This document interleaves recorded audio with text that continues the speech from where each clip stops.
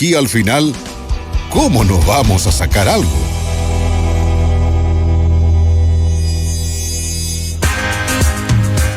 Muy buenas tardes, ¿cómo están? Estamos a jueves 22 de mayo, un día que ha estado medio helado, yo he estado con frío. A mí me gusta estar en la oficina con 18 en el aire acondicionado, muy helado, entonces creo que se me pasó la mano. Sí, yo creo que se me pasó la mano, pues esto es así, hay que bajarle un poquito ahí a la temperatura. Oye, muy bienvenidos a todos los oyentes y contarles que hoy día nos acompaña Grace. ¿Cómo estás? Hola, bien. ¿Cómo va todo? Hola, bien, súper. Así Hoy, que sí, bastante frío en bastante realidad. frío, de a no se poquito estuvo bastante aumentando. helado. Oye, hoy día vamos a hablar de algo que ha estado bastante en la polémica. Mira, ya se está conectando con Juan Pablo Lavín, que él es de Panel Ciudadano, para que nos cuente sobre la encuesta. Ellos hacen encuesta a nivel nacional, aparecen en los medios de comunicación. De hecho, hoy día aparecieron con una encuesta que habla del papel, relativamente de lo que está pasando a nivel nacional con la elección presidencial. Evelyn Matei con José Antonio Kast principalmente, pero también ven distintos otros escenarios. Ahí Tian es Juan Pablo Lavín, Panel Ciudadano. Tú me avisáis, Tian, cuando lo acepte. ¿Lo acepto nomás? Ya, se va a morir si con él. Ahí va. Sí, pero todavía no lo vamos a tener en cámara. Sí. Mira, ahí se está conectando Juan Pablo Lavín, que iríamos a estar hablando con él sobre todo sobre el panorama nacional a nivel de las presidenciales, cómo se vienen también un poco las parlamentarias, entendiendo cómo está el contexto. Ahí ya apareció Juan Pablo Lavín en la cámara. Todavía no te hacemos la presentación, Juan Pablo, pero estamos ya acá al aire, así que danos un segundo para pasar. Estamos haciendo la introducción y estamos ahí adaptando también la cámara para la transmisión. Oye, entonces contarles que vamos a estar con Juan Pablo Lavín, él es de Panel Ciudadano, UDD. Hablando, ellos sacaron hoy día sacaron una encuesta, así que nos interesa saber sobre esos datos. Ha estado esa encuesta, de hecho, en varios medios de comunicación, en donde hablan de que, sin duda, la puntería de alguna forma lo tiene Matei, pero que también está Kast ahí subiendo a poco, etcétera. Así que, Juan Pablo, ¿cómo estamos? Bien, ¿y tú? Bien, todo bien. Oye, contarte que acá estamos en la radioestación Arica y Parinacota. Está también Grace, que también ahí va a hacerte un par de preguntitas y todo. Juan Pablo, quiero preguntarte y pasar al tiro a la encuesta que sacaron hoy día. Se escucha con un poquito de eco, ahí lo va a corregir el piano. El Matei se en el primer lugar, toda supera a Kaiser, o sea que Kaiser sufre una caída, pero también uno va viendo que José Antonio Kast no pierde territorio, sino está ahí con un 17%, si no estoy mal, pero que de hecho va al alza. Así que si nos puede contar así como un panorama general un poco de esta encuesta. Perfecto. En términos generales, lo más relevante que podríamos sacar de esta última medición, que la hicimos un mes después de la anterior, fue el 25 de abril, ya casi un mes de diferencia. Es que Kaiser baja 8 puntos, ¿ya? Esa es la diferencia más significativa con la medición anterior.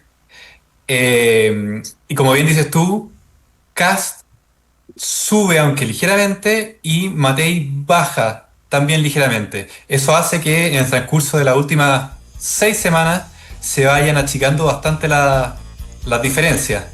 Si quieres te puedo desarrollar un poco sobre eso, porque nosotros tenemos una metodología longitudinal que nos permite ver esto más como en video que en foto, por decirlo de alguna manera.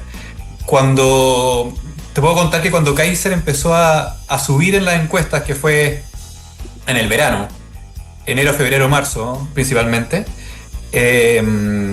lo que pasaba, se veían las fotos de las encuestas que a medida que subía Kaiser, Kast iba bajando o descendía levemente su apoyo. Y Matei se mantenía más o menos ahí. Entonces lo que uno piensa al ver estos gráficos es, obviamente, y además por el nicho al que van ambos, lo que está pasando es que Kaiser le está robando votos a Kast. Pero si uno lo ve en video, que es lo que hacemos nosotros, porque seguimos siempre a los mismos encuestados en el tiempo. La misma persona que respondió en abril no responde ahora en mayo. Podemos ver que el traspaso de votos, la transferencia de votos es un poco más compleja que eso. Lo que estaba pasando ahí es que Evelyn Matei, más bien el apoyo de Evelyn Matei en hombres mayores de 60 años.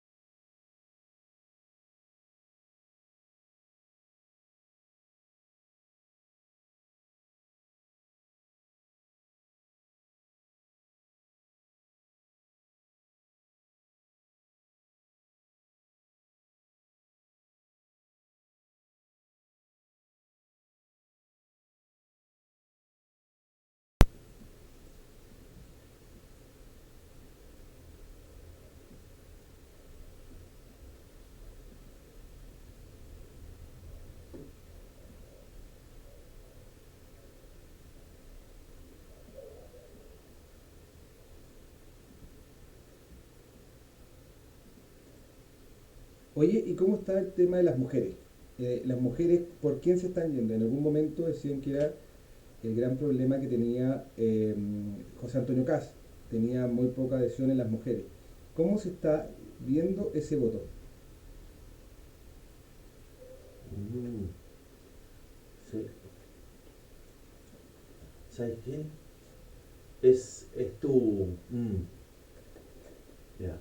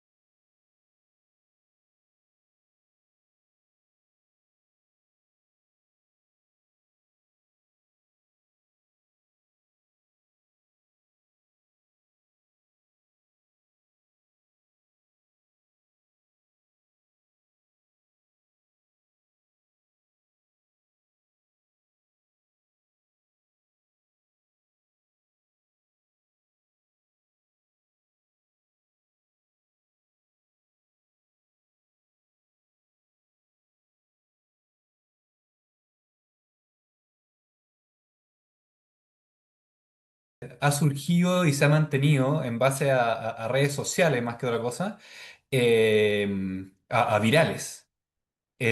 ¿Por qué no su fortaleza es ahí, en los jóvenes, que son los que más usan las redes sociales? Y bueno, la respuesta va por el lado de que justamente por usar tanto estas redes sociales están bastante acostumbrados a ver este tipo no sé si vocabulario llamarlo, puesta en escena.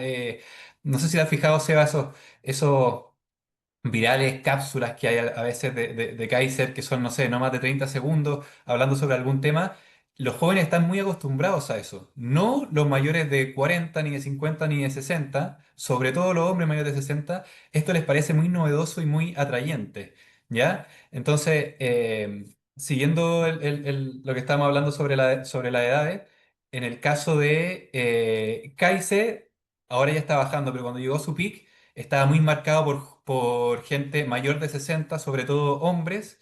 En el caso de Evelyn Matei, va subiendo su adherencia a medida que aumenta la edad, ¿ya? O sea, también es mayor, marca más en mayores de 60 años. Y el caso de Cast sigue la tendencia contraria. A medida que aumenta la edad, baja el apoyo.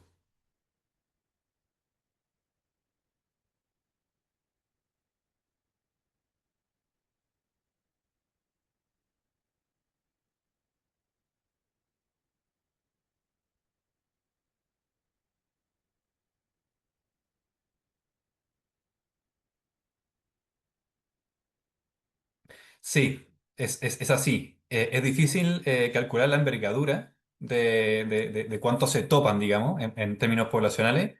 Pero es así. De hecho, el gran porcentaje de ese voto nosotros lo denominamos el votante obligado. Es la gente que está más hastiada con la política, la gente más antisistema. Tiene muchos vasos comunicantes tanto con Kaiser como con Franco Parisi. Eh, y sí, de hecho, cruzando datos uno puede ver gente del PDG que se mueve, se acerca más al Partido Nacional Libertario y tiene mucho que ver con esto que nosotros en nuestra metodología tratamos de desarrollar harto, que es el tipo de votante. Recordemos que esta va a ser la primera elección presidencial con voto obligatorio. Estábamos acostumbrados a votaciones de 7,5 millones y vamos a pasar a una probablemente de 13 millones. Entonces, esos votos, esos 5,5 millones de votos, que son los más difíciles de hecho de representar en la encuesta, son los que además, al estar más desconectados, son los que se deciden al final, por lo mismo los más volátiles. Eso de hecho me quiero anclar con eso para explicar que si bien Kast se está acercando bastante a Matei, la base de Matei está mucho más consolidada porque tiene mayor porcentaje de votantes habituales. Los votantes habituales, los que votaban habitualmente, básicamente. Perdón, que aquí me están llamando y me desconcentran. Eh, los que votaban habitualmente votan por ideología, por convicción. Entonces, su voto es un poco más difícil de desarmar, por decirlo de alguna manera. En el caso de los votantes obligados, votan mucho más por pulsión, por la contingencia, lo que está pasando. Pueden cambiar de voto la misma semana de la votación incluso. Por lo tanto, si uno hace ese cruce, puede ver que el que tiene el votante habitual tiene un voto un poquito más sólido que el otro.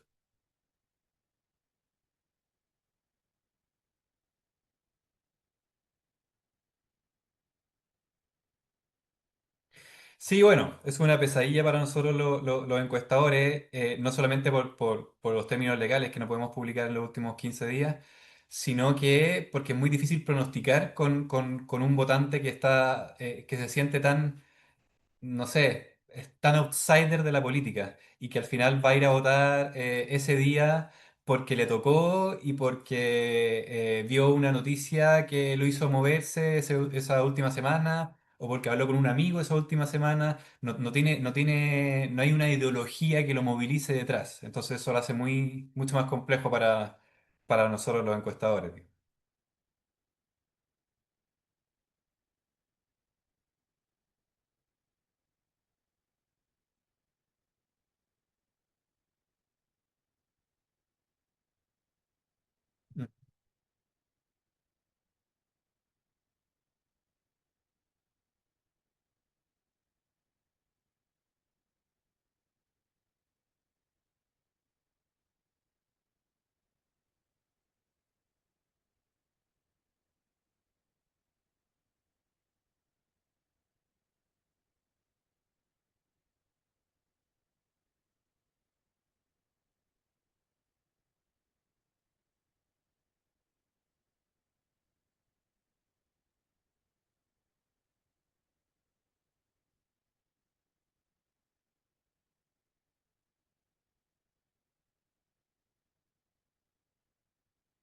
Bueno, un poco de todas las anteriores, ¿eh?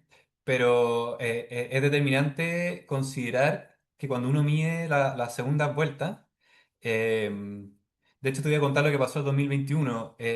Antes de que terminara, en fondo, no sé, principios de noviembre de 2021, antes de la elección de primera vuelta, si nosotros medíamos la segunda vuelta, Kast y Boric estaban prácticamente empatados. Después lo medimos al día siguiente de terminar la primera vuelta y ya le sacó los 10 puntos que le sacó al final, digamos.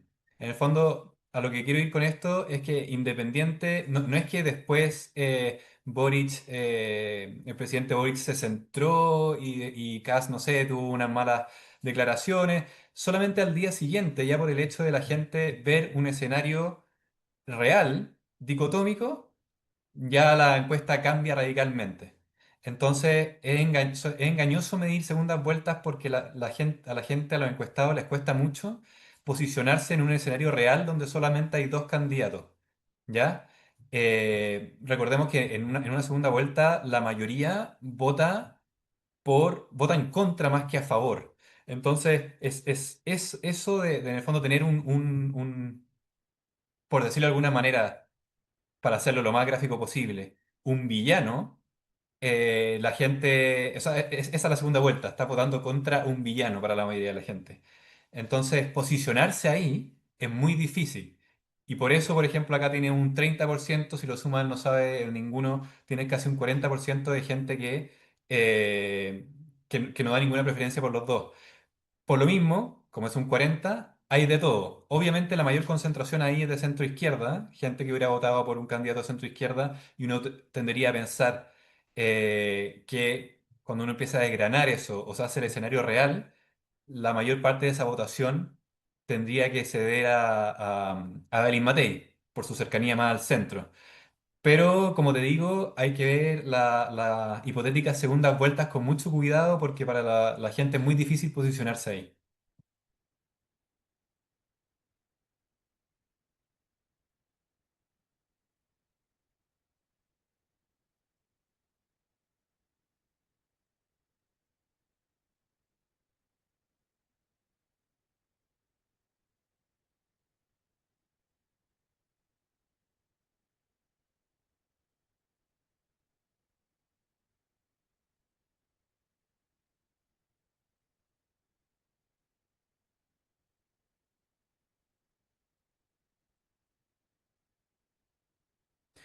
Ya. Bueno, a mí me pasó que de hecho cuando Chile Vamos, Evelyn Matei intentó armar esta primaria un poco más, algo improvisada, digamos, y no resultó, yo lo vi como una buena noticia para ella porque le da la oportunidad de, desde ese día, y lo que está haciendo ahora entiendo, empezar a recorrer Chile y llegar a este votante obligado. La gente no se tiene que olvidar, o la clase política más bien no se tiene que olvidar que es una elección muy distinta con voto obligado. No tienen que hacer campaña como hacían antes. Estamos hablando de un padrón de 13 millones y gente que, si bien todo ahora está pasando a ser digital, porque es más barato, porque tiene más alcance, etcétera, estamos hablando de electores que no consumen política ni noticias en medios digitales. Tienes que llegar de otras maneras, volver un poco al pasado, a la calle. A Evelyn Matei, en el fondo, ella se tendría que enfocar principalmente en eso, recorrer Chile y llegar al votante obligado. A él le tiene que pasar el mensaje y hay que hablarle a ese público muy en simple, porque no le interesa el trasfondo ideológico detrás, sino que lo que le aprieta el zapato hoy.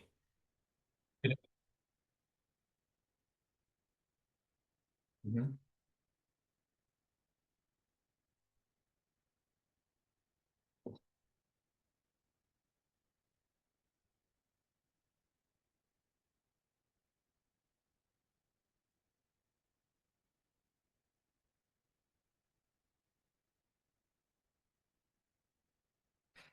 Bueno, tú sabes, Seba, que hacerlo territorial es mucho más lento y mucho más caro, pero con este nuevo votante vas a tener que ser lo suficientemente inteligente en términos de campaña, de estrategia, y focalizar lugares que va a tener que ir efectivamente en terreno. Tú si, por ejemplo, comparas las votaciones del 2021 con las post 2022 y post eso, en el fondo cuando ya pasaste a voto obligatorio, puedes darte cuenta cuáles son las comunas y sectores donde había mayor abstención y por lo tanto donde hoy están concentrados los votantes obligados. Y ahí es donde tienes que ir en terreno.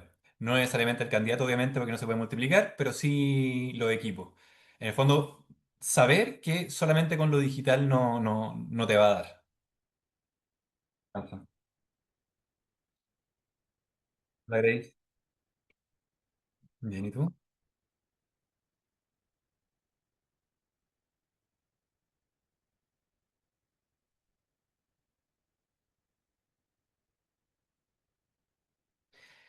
Yo creo que sí, como imagen. No es que la sociedad chilena esté enterado de lo que hace Bukele en el día a día, ni Milei tampoco. Pero la imagen de ellos, la imagen que evocan, sí atrae mucho al votante chileno porque tienen que ver con dos cosas. Uno, que son, bueno, son los problemas principales en Chile. Uno, la delincuencia, por cierto, en el caso de Bukele y en el caso de Milei tiene un poco más que ver con economía mezclado con corrupción, que está muy en boga hoy en día. Entonces, no es que la gente sepa por ejemplo, de la ideología que tiene Milei, ni que sea libertario, eso no saben ni tampoco les interesa. Sí les gusta cuando lo ven, por ejemplo, hablar contra la casta, contra la política. Ese tipo de discurso sí de todas maneras atrae al chileno y por eso los vemos en varias encuestas que lideran como los presidentes más queridos en Latinoamérica por los chilenos. ¿La aprobación del presidente afectará esta elección, dices tú? Ujú.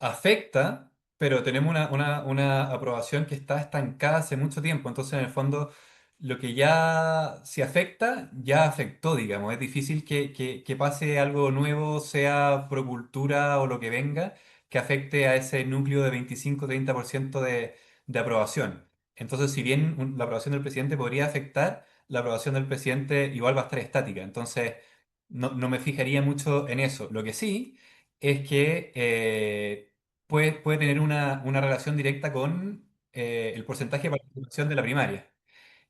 Y una primaria con...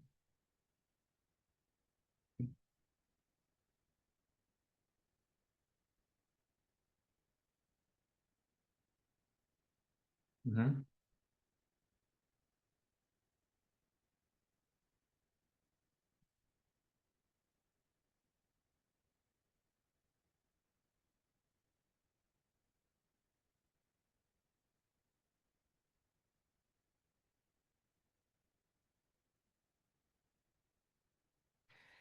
La verdad lo dudo mucho que este tipo de votante llegue a hilar a ese nivel. En el fondo se da cuenta lo que es oposición y oficialismo, pero si ha sido más duro el candidato A o el B, entonces por eso voy por el A. Difícil. En todo caso es algo que hay que investigar, digamos, porque puede ser determinante, efectivamente. Bueno, lo que te quería comentar sobre la primaria es que puede pasar que una primaria con baja participación produzca un escenario en que demuestre este desgaste. Primero contextualicemos que es muy difícil que el oficialismo gane en cualquier parte del mundo y sobre todo en Latinoamérica. A eso uno le suma estos 6 millones, 5 millones y medio de votantes que votan contra algo, ¿ya? Lo demostraron en las elecciones pasadas. Entonces tiene dos fenómenos que hacen que la probabilidad de que alguien del oficialismo salga presidenta sea muy baja. Pero es tan así que hasta se abre la posibilidad de que ni siquiera pasen a segunda vuelta. Y ese escenario se podría dar si tienen una primaria muy, no sé, desalineada, por decirlo de alguna manera, con una votación escuálida, podría generar mediáticamente, sobre todo, que ya están en el piso y la pelea es Matei Castigo. Mira, el récord de primaria de izquierda fue el 2013 con 2,2 millones. Em, una primaria escuálida para los candidatos que hay hoy en día, que se supone que sería una primaria competitiva, sería bajo el millón y medio.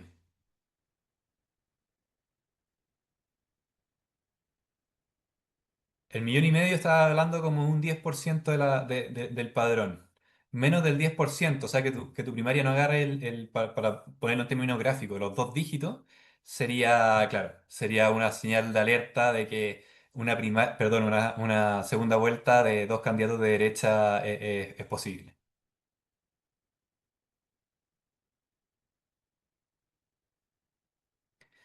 Sí, la verdad que sí, la verdad que sí. Obviamente, como no hay un contrafactual, pase lo que pase, gente que estaba pro primaria puede decir, si estuviéramos en primaria, esto no hubiera pasado, lo que sea. Pero yo creo que la primaria, si iba a ser una primaria que no estaba ni Kast ni Kaiser, no tenía mucho sentido. Tienen otro sentido las primarias, que es el posicionamiento y el conocimiento. Evelyn Matei eso no lo necesita para nada, digamos, es conocida en todo Chile hace mucho tiempo. Y, ¿cómo se llama? El fortalecimiento de la izquierda, que se dice que de Chile Vamos a veces se grimía que no se le podía regalar todo este tiempo de franja, de recursos. La izquierda solamente por el hecho de unirse ya va a salir fortalecida sí o sí. No es que si uno le hace un contrapeso va a salir menos fortalecida.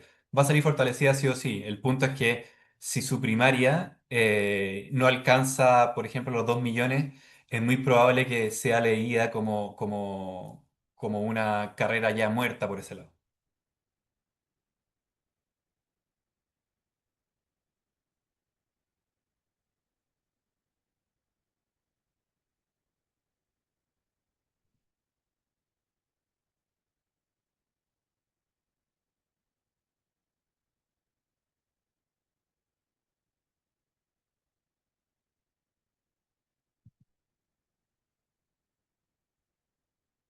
Ujú.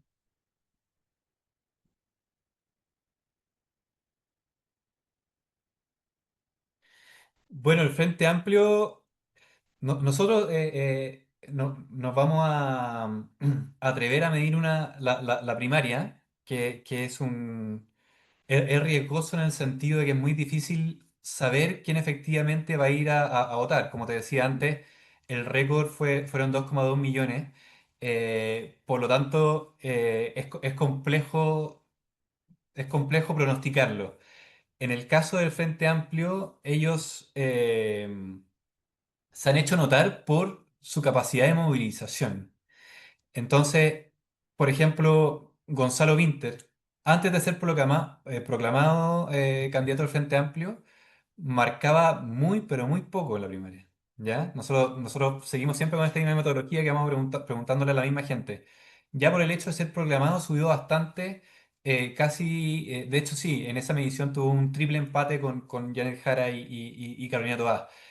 Entonces, si bien en la encuesta que sacamos hoy, que es la lista de todos contra todos, tiene solamente un 7%, en una primaria, por la capacidad de movilización que tiene el Frente Amplio, es un candidato muy, muy, muy complicado.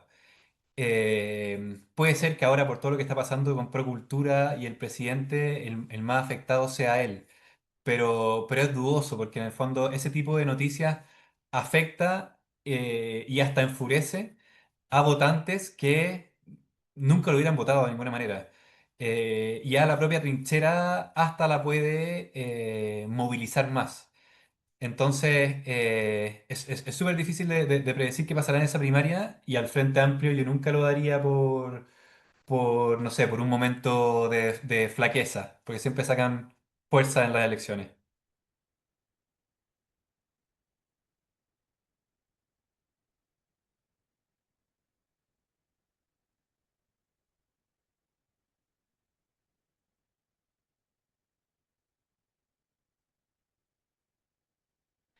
Es buena pregunta.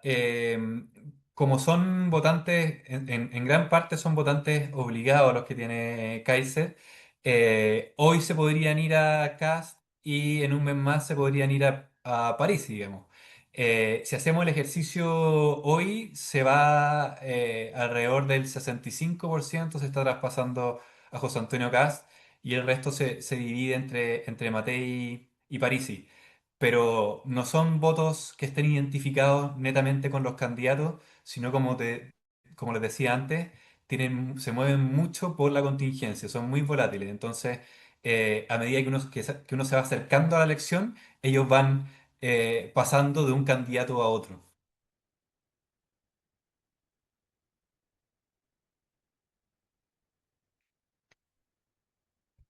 Las listas parlamentarias, bueno, la oposición se está farreando la oportunidad clara de llegar a los cuatro séptimos si hubiera ido en lista única.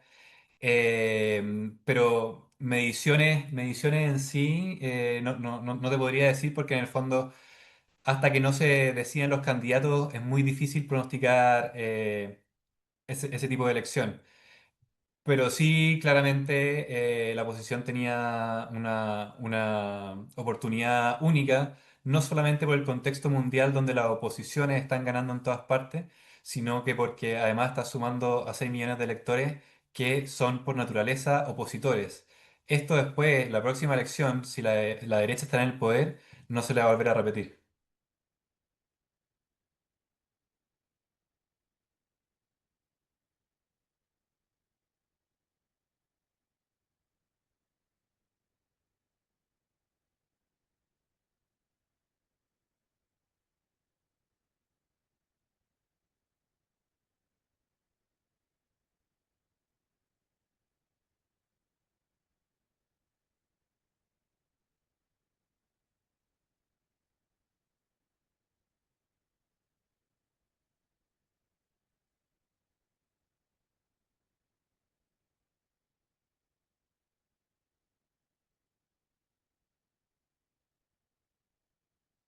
Sí, claramente. Hay simulaciones. Yo he visto una simulación que hizo Van Holzer, otra hizo Libertad y Desarrollo, pero distintos think tanks han hecho simulaciones, todo basado, obviamente esto tiene muchos supuestos detrás, pero básicamente el argumento de vamos en dos listas porque así acaparamos más, no es tan cierto en nuestro sistema electoral si uno lo baja a números.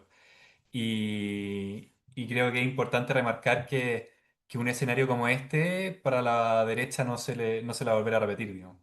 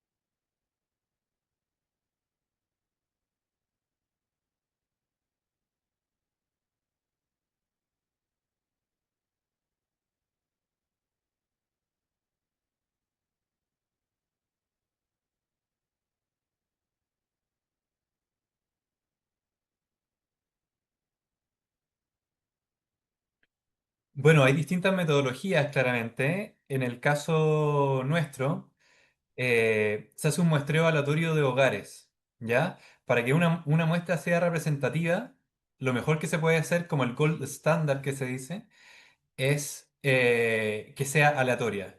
Aleatoria quiere decir que cada persona que vive en el territorio chileno tiene la misma probabilidad de salir elegida, ¿ya?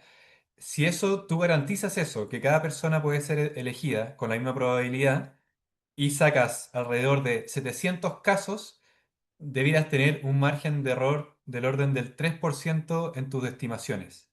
El tema es que poder hacer un muestreo aleatorio es complejo, porque por ejemplo, si llamas por teléfono, no puedes obligar a la gente que te conteste y te empieza a contestar gente que puede ser más politiquera o que pueda tender más a un sector que a otro. Y ahí es cuando se te empieza a distorsionar un poco tu muestra y tienes que empezar a balancearla basándote, por ejemplo, en el censo. Tú ves cuántos hombres y mujeres hay por región, cuántos menores de 30 años, cuántos entre 30 y 40, etcétera, y tú vas balanceando para generar una muestra que sea como el espejo de Chile.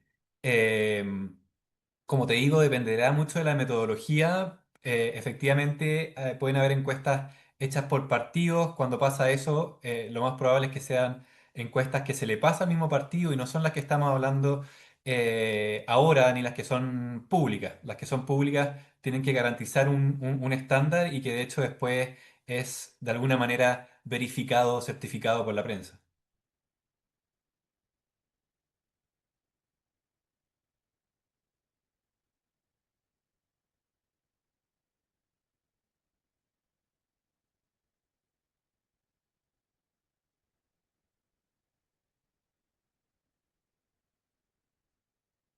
Ujú.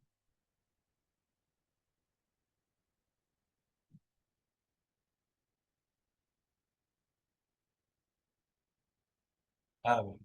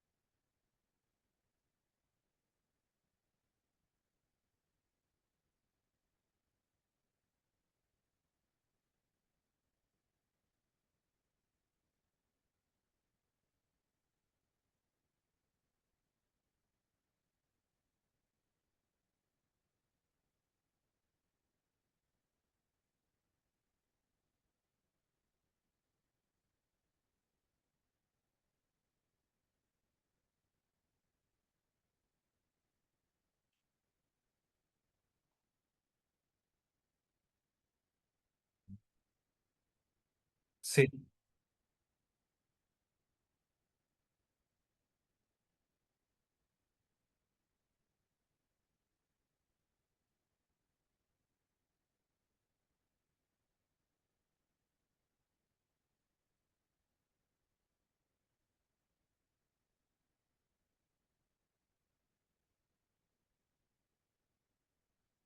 Sí, eh, sí, como bien dice Seba, la metodología de nosotros parte de un muestreo aleatorio de hogares. Nosotros vamos a buscar a las personas con encuestadores presenciales a estas casas que salieron sorteadas y a los habitantes de ese hogar los metemos en este panel donde le hacemos una promesa de no molestarlos con más de 5 o 7 preguntas a la semana.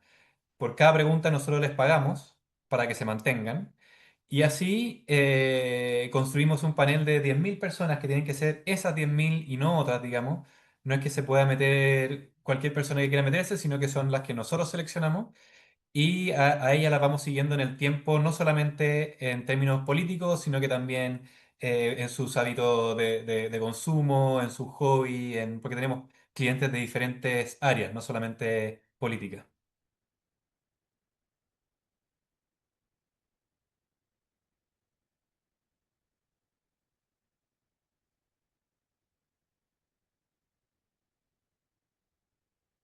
Muchas gracias, Seba. Que estés muy bien. Chao, Grace.